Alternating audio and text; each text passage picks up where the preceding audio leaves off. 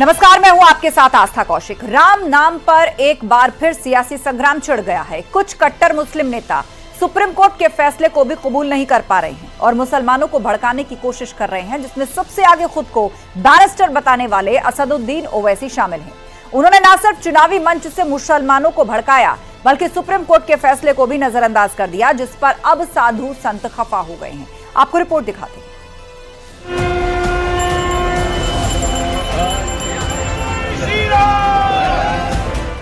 सज गई भगवान की नगरी। प्राण प्रतिष्ठा की उलटी गिनती भी शुरू हो गई। जब 500 सालों के बाद अपने सिंहासन पर विराजमान होंगे रामलला, तो सोचो नजारा क्या होगा।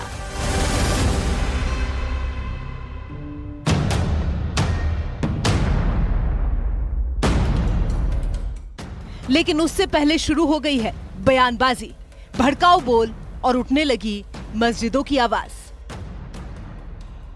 क्या तुम्हारे दिलों में, हमारे दिलों में तकलीफ नहीं होती कि जिस जगह पर हमने 500 साल हय्या अल सलाह और हय्या अल फलाह की सदाएं दी, जहां पर हमने बैठकर कुरान करीम का जिक्र किया।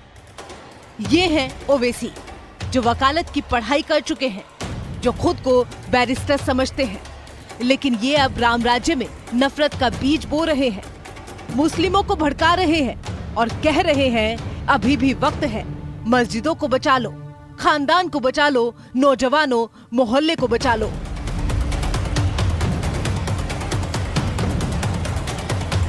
हमारी मस्जिद हमने खोदी और वहां पर क्या किया जा रहा है आप देख रहे हैं। नौजवानों, क्या तुम्हारे दिलों में, हमारे दिलों में तकलीफ नहीं होती कि जिस जगह पर हमने 500 साल हय्या अल सलाह और हय्या अल फलाह की सदाएं दी, जहां पर हमने बैठकर कुरान करीम का जिक्र किया, जहां पर हमने बैठकर सलात और सलाम के नजराने पेश किए, आज वो जगह हमारे हाथ में नहीं है।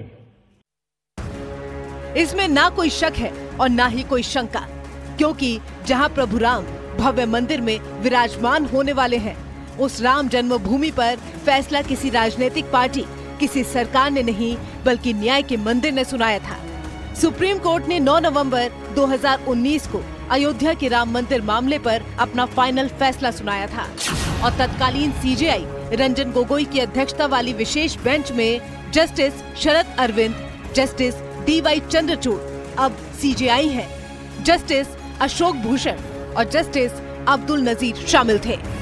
फैसले पर हाल ही में सीजेआई ने कहा, संघर्ष के लंबे इतिहास और विविध दृष्टिकोणों को ध्यान में रखते हुए सुप्रीम कोर्ट ने अयोध्या मामले में एक स्वर में फैसला सुनाने का निर्णय लिया था। यानी ओवैसी जैसे भड़काऊ नेताओं को सीजेआई की टिप्पणी से सीख लेने की जरूरत है। हालांकि दूसरी तरफ ओवैसी के बयान पर अब साधु संतों ने भी करारा हमला किया है और कहा है, जो नौजवानों को भड़काएगा वो कब्र में जाएगा। जवानों को भड़का रहे हैं, भड़काते रहें। वो जवान कुछ ऐसे हैं जो जैसे काल के गाल में जाने के लिए उनको उत्तेजित करेंगे, यहाँ जो आएंगे और किसी प्रकार की क्षति पहुंचाने की कोशिश की है राम मंदिर को, तो उनको श्मशान में जाना पड़ेगा, उनको कब्र में जाना पड़ेगा। वो कोई भी जीवित नहीं बचेंगे। और इसका उदाहरण पहले से है।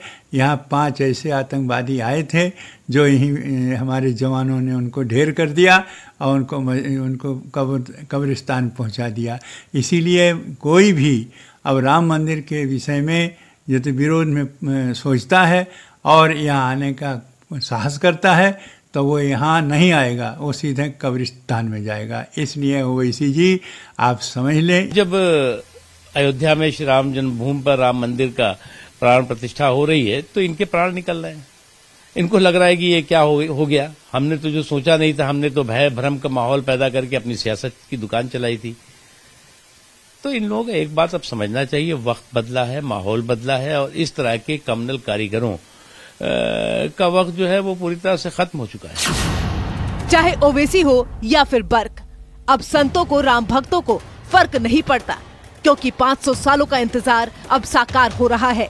यहाँ तक कि सीजेआई ने भी साफ कर दिया है कि राम मंदिर पर फैसला सर्वसम्मति से आया है, तो फिर राम के नाम पर विवाद के लिए कोई जगह नहीं बचती।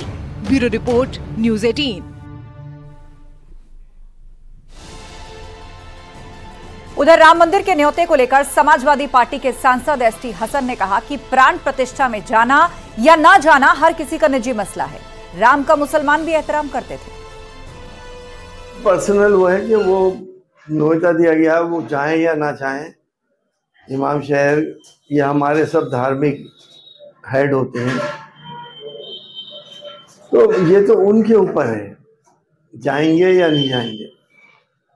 रामचंद्र जी हिंदुस्तान के बहुत से मुसलमान भी ये मानते हैं कि वो इमामुल हिंद थे, मुसलमान भी उनका एहतराम करते हैं। राम मंदिर प्राण प्रतिष्ठा कार्यक्रम को लेकर बीजेपी में बैठकों का दौर चल रहा है। एक तरफ दिल्ली में गृह मंत्री अमित शाह और बीजेपी अध्यक्ष जेपी नड्डा अहम बैठक में शामिल हैं, तो वहीं लखनऊ में सीएम योगी आदित्यनाथ ने राम मंदिर प्राण प्रतिष्ठा कार्यक्रम को लेकर एक मीटिंग की है। इस मीटिंग में कई अहम मुद्दों पर चर्चा की गई और बैठक के दौरान सीएम योगी ने कहा कि रामलला की प्राण प्रतिष्ठा समारोह अलौकिक, अभूतपूर्व, अविस्मरणीय होगा। तो वहीं मुख्यमंत्री ने निर्देश दिए कि अयोध्या की सुरक्षा और स्वच्छता से समझौता नहीं किया जा सकता। उधर माता शबरी के नाम पर अवधपुरी में भोजनालय, रैन बसेरे का संचालन किया जाएगा।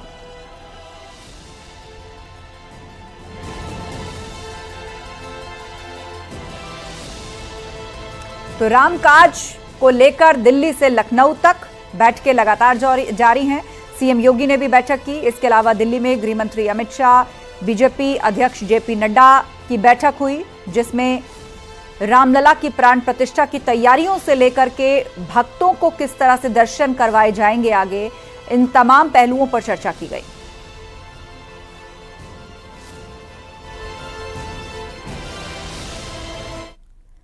सीएम योगी ने कहा था कि अब वो लोग भी न्योते का इंतजार कर रहे हैं जो पहले अयोध्या जाने से कतराते थे। इस पर अब अखिलेश यादव का बयान सामने आया है और उन्होंने कहा है कि जिसको भगवान बुलाएंगे वो जरूर अयोध्या जाएगा।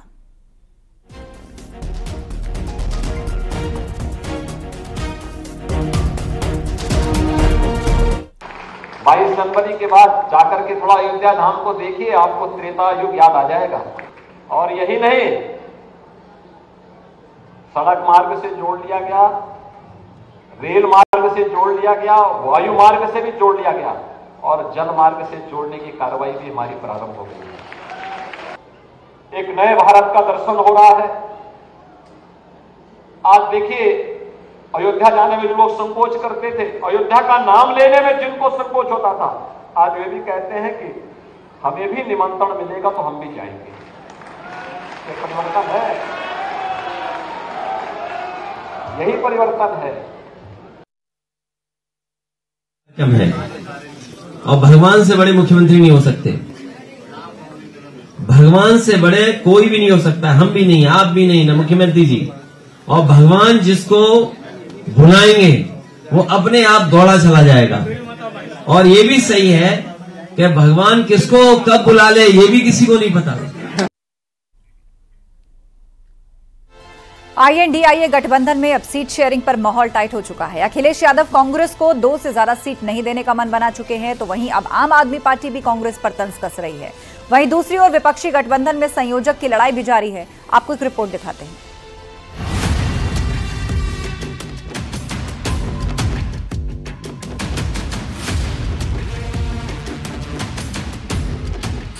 – 2024 सियासत के लिहाज से सबसे बड़ा साल है। मोदी से मुकाबले के लिए गठबंधन के सामने चुनौतियां बढ़ गई हैं और बिहार से यूपी तक चुनावी सरगर्मियां तेज हो गई हैं। इंडिया गठबंधन की चौथी बैठक के बाद अब बात सीट शेयरिंग पर आ चुकी है। तो वहीं रथ तैयार है, घोड़े तैयार हैं, लेकिन सारथी कौन होगा इस पर डाउट है। गठबंधन के संयोजक की बात चल रही है, जिसमें नाम तो कई हैं, लेकिन अब तक इंडिया गठबंधन किसी निष्कर्ष पर नहीं पहुंच पाया। खबर तो ये भी है कि इंडी गठबंधन के संयोजक बन सकते हैं नीतीश कुमार। नीतीश के नाम पर फाइनल मुहर लगभग तय है। कांग्रेस नीतीश के नाम को आगे बढ़ा चुकी है। इंडी में कुछ को नीतीश से अब भी आपत्ति है। विपक्षी गठबंधन में तो ये लड़ाई संयोजक की है, लेकिन एक और इससे बड़ी लड़ाई सीट शेयरिंग पर छिड़ चुकी है, जिसे सुलझाना कांग्रेस के लिए किसी चुनौती से कम नहीं। पश्चिम बंगाल में टीएमसी कांग्रेस से नाराज है। पंजाब और दिल्ली में बात नहीं बन रही है। यूपी में सपा सिर्फ 2 सीट कांग्रेस को दे रही है। यहाँ तक कि अखिलेश यादव उस सवाल से भी बच रहे हैं जिसमें कांग्रेस को सीट देने की बात हो रही है। सर, कांग्रेस कितनी सीटें चाह रही है यूपी में? आप कितनी चाहते हो दे दें? सर, कांग्रेस कितनी सीटें चाह रही है यूपी में? आप कितनी चाहते हो दे दें? तो दूसरी तरफ पंजाब के मुख्यमंत्री भगवंत मान ने ऐसा बयान दिया है जो कांग्रेस के किसी भी नेता को रास नहीं आएगा। भगवंत मान ने कहा, पंजाब और दिल्ली में माताएं अपने बच्चों को दुनिया की सबसे छोटी कहानी सुना सकती हैं। एक थी कांग्रेस। उधर कांग्रेस की तरफ से भी मान के इस मजाक पर तीखा पलटवार किया गया है। पंजाब ते दिल्ली च मां अपने बच्चे नू दुनिया की सब तो छोटी कहानी सुना सकती है। एक थी कांग्रेस कि उनके पास जो एक सामान्य सार्वजनिक पटल पर एक किस तरीके से बातचीत करनी चाहिए, किस तरीके से औरों से व्यवहार करना चाहिए, उसकी कोई सीख नहीं है। और ये इनका पुराना रहा है, क्योंकि हम तो इस बात को सस्पेक्ट करते हैं कि अभी तक दिक्कत क्या थी ना, पिछले 7-8 साल में तो वो भारतीय जनता पार्टी की बी टीम की तरह काम कर रहे थे। अब हो सकता है उनको लग रहा हो कि भारतीय जनता पार्टी को उनकी जरूरत नहीं है, इसलिए वो इंडिया अलायंस की तरफ देख रहे हैं। और ठीक है, इंडिया अलायंस के कुछ लोगों ने कहा कि भाई इनको भी इंक्लूड कर लीजिए, भले ही छोटी पार्टी हो, एक आध राज्य में हो, लेकिन इनको इंक्लूड करने की एक बात चल रही है। अब ये इस बात को मुझे नहीं लगता हजम कर पाते हैं, तो इसलिए दिक्कत होती है, क्योंकि इनको जो बड़े गठबंधन में आने की जो एक तौर तरीके होते हैं, उसका एक कल्चर होता है, उसकी इनको समझ नहीं है। यानी एक तरफ जहां इंडिया महागठबंधन के नेता ऑल इज वेल का दावा करते रहते हैं, वहीं दूसरी तरफ सीट शेयरिंग को लेकर लगातार खटपट की खबरें सामने आ रही हैं। ऐसे में क्या कांग्रेस संयोजक से लेकर सीट शेयरिंग पर सहयोगियों को मनाने में टाइम खोटी करेगी, या फिर मोदी से मुकाबले के लिए अपनी अलग रणनीति तैयार करेगी? क्योंकि यहाँ तो अपने ही अब बेगाने हो चले। Bureau report, news 18।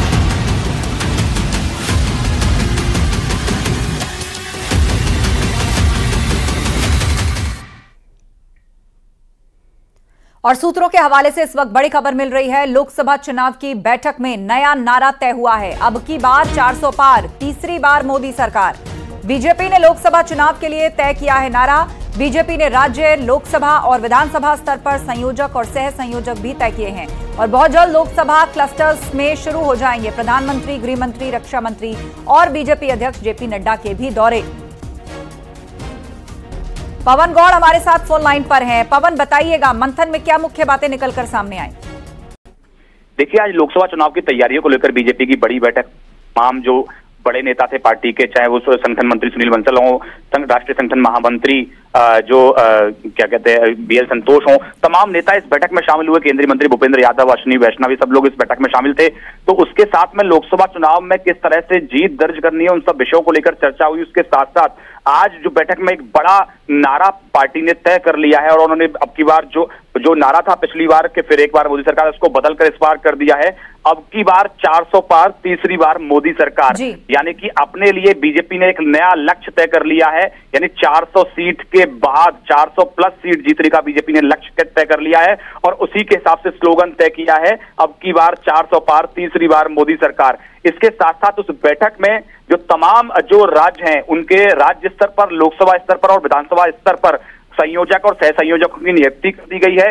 अब वो जाकर उन अपने अपने क्षेत्र में काम करेंगे और लगातार पार्टी के पक्ष में प्रचार और जो गतिविधि आगे लोकसभा चुनाव को लेकर होनी है उसकी तैयारियों में जुट जाएंगे। उनके साथ साथ पूरे देश भर की तमाम जो लोकसभा सीटें हैं उनको क्लस्टर्स में डिवाइड करना है और उन क्लस्टर्स में डिवाइड होने के बाद में उन सब क्लस्टर्स की जिम्मेदारी प्रधानमंत्री, गृह मंत्री, रक्षा मंत्री और बीजेपी अध्यक्ष जेपी नड्डा को सौंपी जाएगी। उनमें क्लस्टर्स में जाकर वो बड़ी बड़ी रैली और जनसभाओं को संबोधित करेंगे, जनता के साथ सीधा संवाद करेंगे। तो यानी कि अब 22 जनवरी के बाद, जब 22 जनवरी के में भगवान रामलला का प्राण प्रतिष्ठा कार्यक्रम संपन्न हो जाएगा, तो उसके बाद में ये तमाम बीजेपी के बड़े नेता पूरे देश भर में ताबड़तोड़ दौरे और रैलियां करते हुए नजर आएंगे।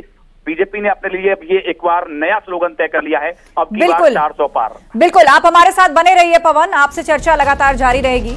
अपने दर्शकों को बता दें, राम मंदिर कार्यक्रम को लेकर चल रही बीजेपी की बैठक खत्म हो गई है। बीजेपी के राष्ट्रीय अध्यक्ष जेपी नड्डा का कार्यकर्ताओं को साफ साफ निर्देश है कि 22 जनवरी को देश भर में दीपावली मनाए कार्यकर्ता। 22 जनवरी को प्राण प्रतिष्ठा का कार्यक्रम सभी को दिखाने की अपील की गई है।